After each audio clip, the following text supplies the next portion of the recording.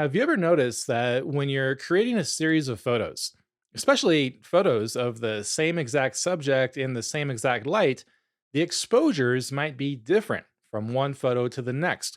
One might be a lot brighter than the previous, which is way darker, but they're the same exact thing and the lighting hasn't changed. So, shouldn't those exposures be the same? Well, you can fix that, and that's using the auto exposure lock feature. I was going to do this video a few weeks from now, but there were a number of requests for it in the last video that I did about back button focus and Fujifilm cameras. So I thought I'd knock this out now, specifically discussing Fujifilm and Nikon camera auto exposure lock. If there are ever any other questions that you would like to have me answer here on the channel, just let me know in the comments. I'll see if I can do a video about your question or direct you to something that I've already published that might answer that question. And as just a reminder, you can explore many of these topics in a lot further depth with assignments and quizzes and interactive videos in my camera tutorial courses and my other photography courses at photocourses.link/courses. And I offer a 20% discount for all of my YouTube viewers using the code TUBE20. So let's now get into discussing auto exposure lock. And before we discuss that, it's important to have an understanding of how the different exposure modes work. There are four basic exposure modes in all cameras, and those are programmed auto, aperture priority, shutter priority, and manual exposure mode. Even though only one of those exposure modes has the word auto in it, they all actually have an automatic exposure variable that the camera is calculating, even manual exposure mode, if and only if you have auto ISO enabled. You may think you're in full manual, but if you're using auto ISO, the camera is calculating one of those three exposure variables, and the camera is calculating at least one of these in all of these modes, either aperture and or shutter speed as the two primary exposure variables, and then ISO as the third. So what this means is that the camera is constantly calculating the automatic exposure variable, depending on the mode that you're in, to change the brightness of the photo based on your composition, based on what the camera is seeing in the frame. Now, here's just a very simple example that's from one of my online photography courses where we are looking at a black board and a white board. And we are in aperture priority mode, where the camera is automatically calculating the shutter speed. As we move the camera over to fill the frame with that black board, the camera wants to increase that exposure to make that black board look gray. And then we move the camera over to the whiteboard, and as we fill the frame with that whiteboard, the camera is going to want to decrease that exposure to make that whiteboard look darker. It is recalculating those exposure variables based on how much of that black object and that white object is in the frame. And the camera is constantly doing that whenever you have an automatic exposure variable. Whenever you're taking pictures of something, the camera is recalculating that exposure, even though the light is not changing at all. In this simple example, we're not changing the light on these different boards, so the black side should look black and the white side should look white. But as we're recomposing the photo, it's changing. So we can use the camera's auto exposure lock feature to lock those variables in. And when our exposure is locked, now we can move that over and fill the frame with the black board, move it back over to the whiteboard and fill the frame, and our exposure is now staying the same as we recompose. If you need a refresher on anything that we've discussed up to this point, they are covered in my free exposure triangle for beginners course. So let's see how to actually use auto exposure lock in our cameras. All cameras have this feature. Some cameras automatically lock the exposure when you press the shutter button halfway. Fujifilm, for example, as a default, when you press the shutter halfway, you're going to see this blue EL in the lower left corner, and that means that the exposure is locked until you release the shutter button completely And then the camera is going to once again recalculate the exposure. Nikon cameras, on the other hand, do not lock the exposure with the shutter button as the default. You're going to have to use a separate control to do that. Now, if you're curious what your camera does when you press the shutter button halfway, all you need to do is just get your camera out right now, press the shutter button halfway in P, S, or A modes, and then see if there's some kind of symbol in the screen to show you the exposure is locked. Like I said, in Fujifilm, it's the blue EL. In Nikon, it's AEL in the lower left corner of the screen. And then Sony and Canon cameras will display an asterisk on the screen to let you know the exposure is locked. Cameras are customizable and you can change this behavior. So let's see how we can change this in Fujifilm cameras.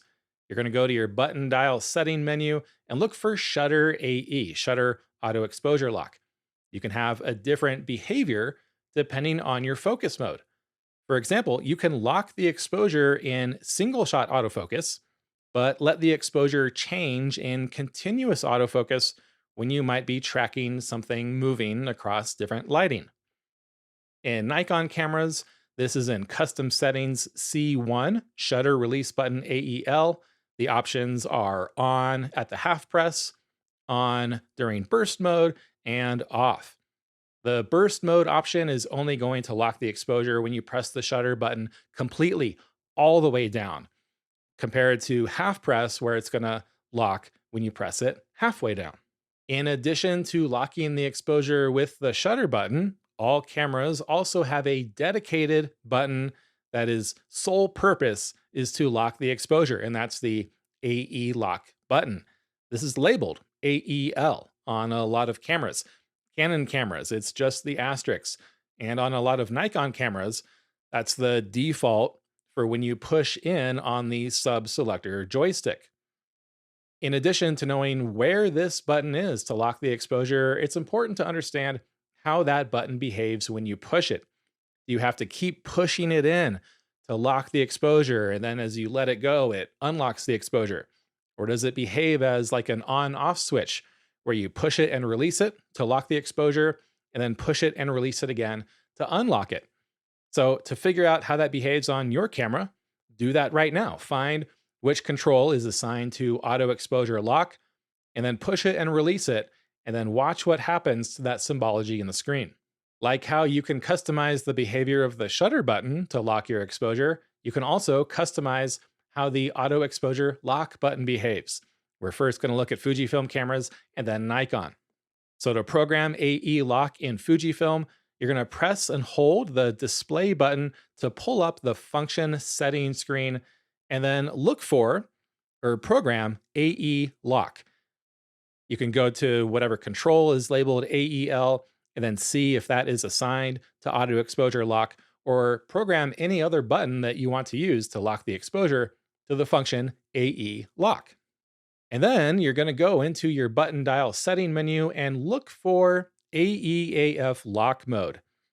You can set this button to only lock the exposure as you are pushing the button. That is the when pressing option, or have it act as an on-off switch. So you push it once to lock it and then push it again to unlock it. The program auto exposure lock in Nikon cameras, you're going to go to the custom settings F2, the custom controls menu, and then look for and program AE lock to any number of controls. It's probably already set to some control, but you can also set different kinds of auto exposure lock behavior for that button. AE lock hold. This means that the exposure is going to lock when you press and release the button like an on-off switch. That exposure is going to remain locked until you push that button again to unlock it, or you cycle the camera power, and then the exposure is going to unlock. There's also AE lock reset on release. This is very similar to the first option where you are going to push that button and release it to lock the exposure. You can push it and release it again to unlock it. But there's also another mechanism for unlocking that exposure, and that's just to take a picture. As soon as you create a picture, that exposure will unlock. And then there's also AE lock only, where the exposure will only lock while you are holding the button down. And this is actually my preference just because I am a forgetful person. So I need to know that I need to keep holding that button down to lock the exposure. Because if I just use it as an on off switch, I'm probably going to forget about it. And I have. So that's why I like to just use the while holding function.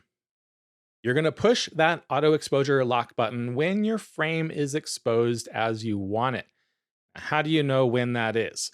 Well, there's a bunch of tools that you can use in your camera. We're not going to go into them here. They are covered in various resources that I have that I'll link in the description here. You can use the exposure compensation feature based on whatever metering mode you're in. You can use your histogram, which is great in mirrorless cameras. No matter what you use, when your exposure is how you want it, then you're going to push that AE lock button, look for that symbology in the screen to know that your exposure is locked, and then you can recompose all you want, and that exposure is not going to change. As soon as you're done with that sequence of photos or the lighting changes, you can just unlock that exposure with whatever means that you have programmed to your camera, look for that symbology to disappear, and then you're ready to lock it again whenever you need to. Auto exposure lock is one of the oldest tools in all cameras, even going back to film cameras. And that's because it was such an important feature before we had things like the histogram. Photographers would have to meter off of a known reflectance, like setting a meter reading of +2 on something like bright snow, lock that exposure in, and then recompose the photo so that their exposure wouldn't change based on that known meter reading that they set.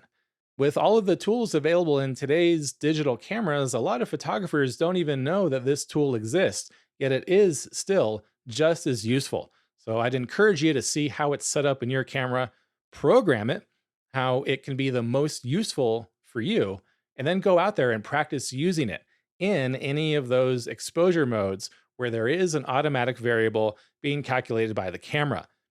If you have any other questions or comments about auto exposure lock, please let me know here. Subscribe for more great tips like this every week. Thank you so much for watching, and we'll see you in the next video.